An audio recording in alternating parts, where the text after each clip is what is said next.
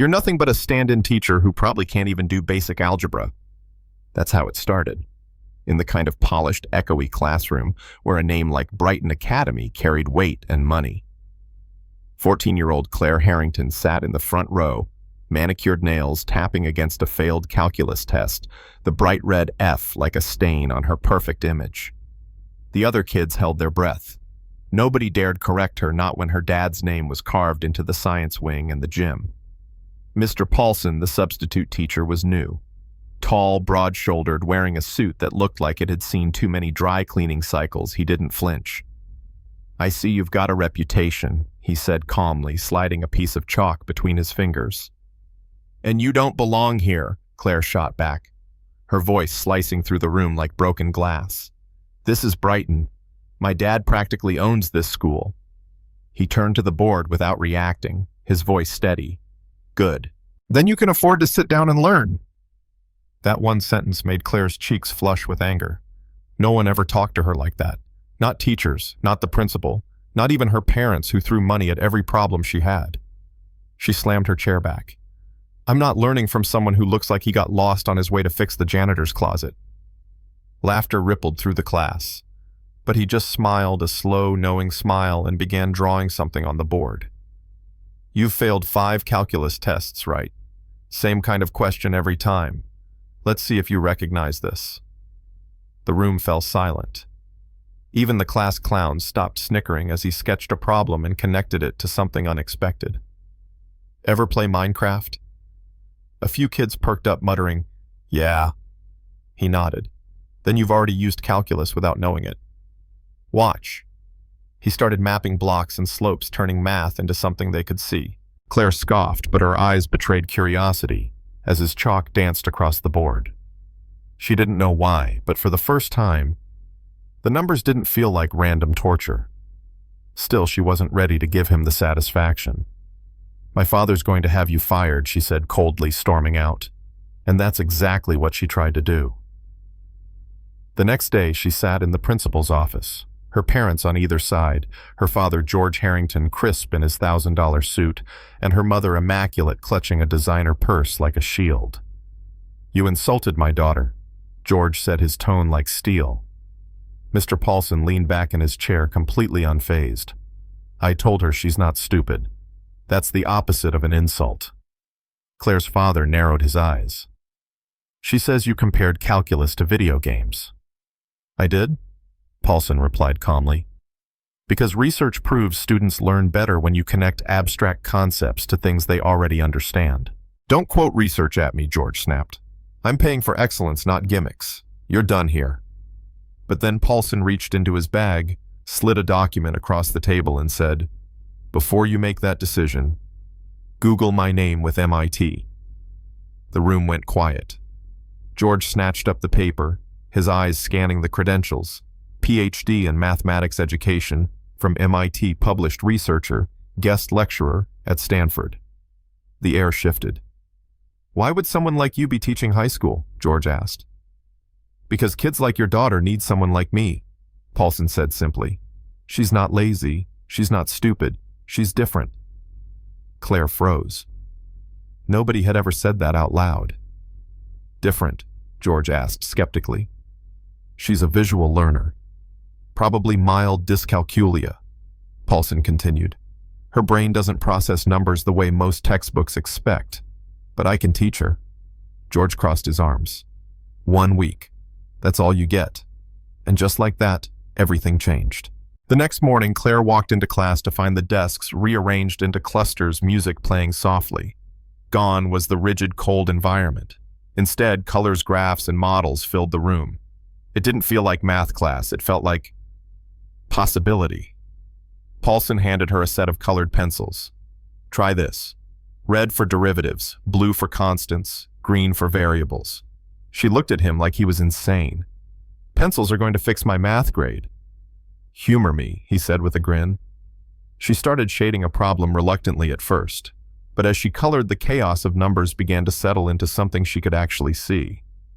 "Oh," she whispered. "Exactly," he said softly. "You're not broken, Claire. The tools are." She blinked at him, something loosening in her chest that had been wound tight for years.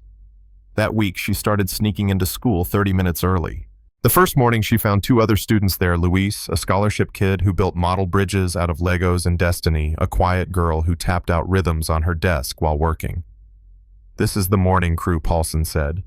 "You three learn differently. That's not a weakness, it's a superpower." Claire wanted to laugh at him, but as the sessions went on, she couldn't deny it. They were solving problems faster than she'd ever imagined. Luis could feel structural loads like an architect. Destiny turned math into music, and Claire, she painted calculus like a storybook.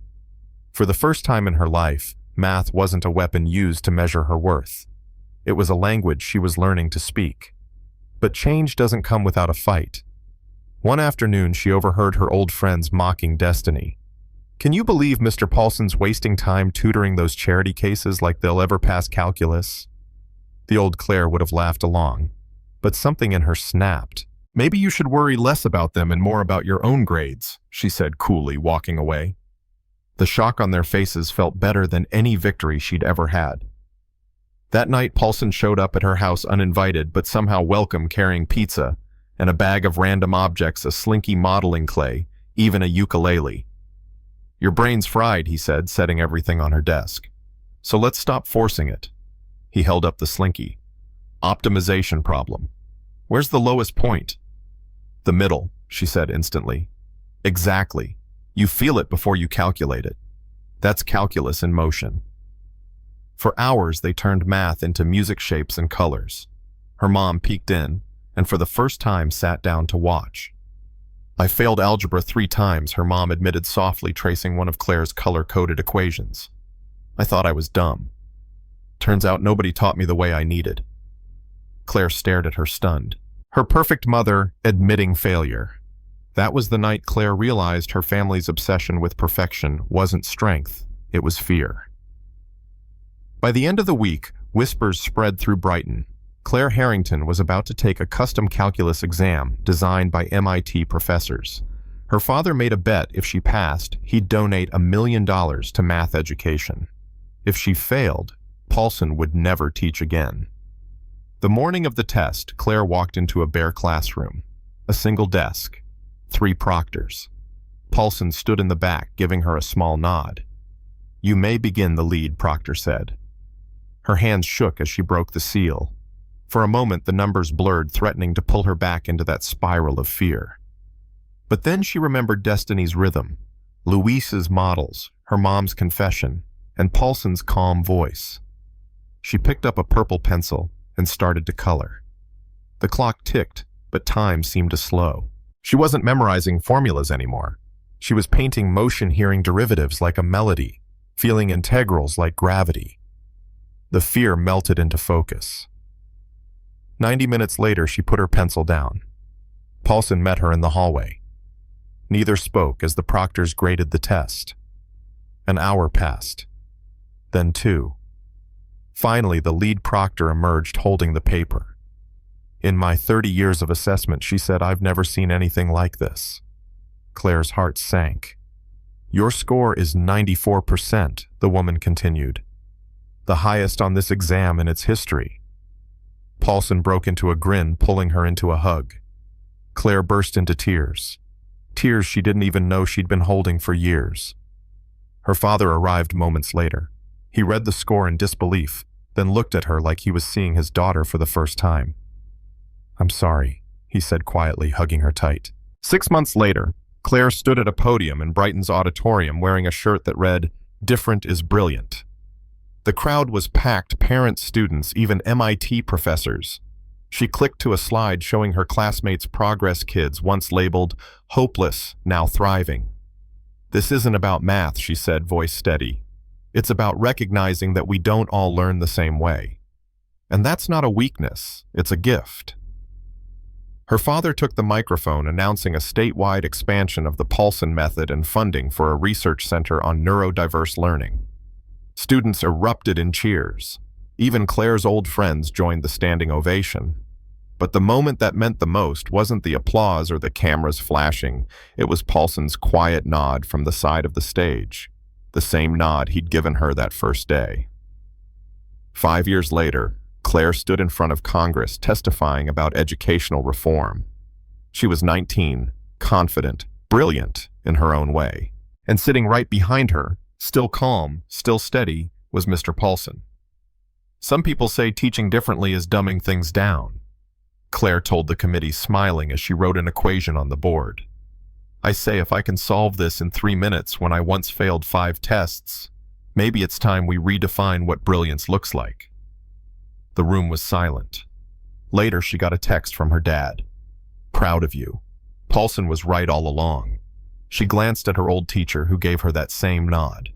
And in that moment, Claire Harrington, the girl once written off as too spoiled to try, realized she hadn't just learned calculus. She'd rewritten the equation of her life. What about you? Have you ever been told you weren't smart enough only to prove them wrong? Or maybe you've seen someone overlooked because they didn't fit the mold. Share your story in the comments. Let's start a conversation about what brilliance really looks like. And don't forget to subscribe if you believe in second chances.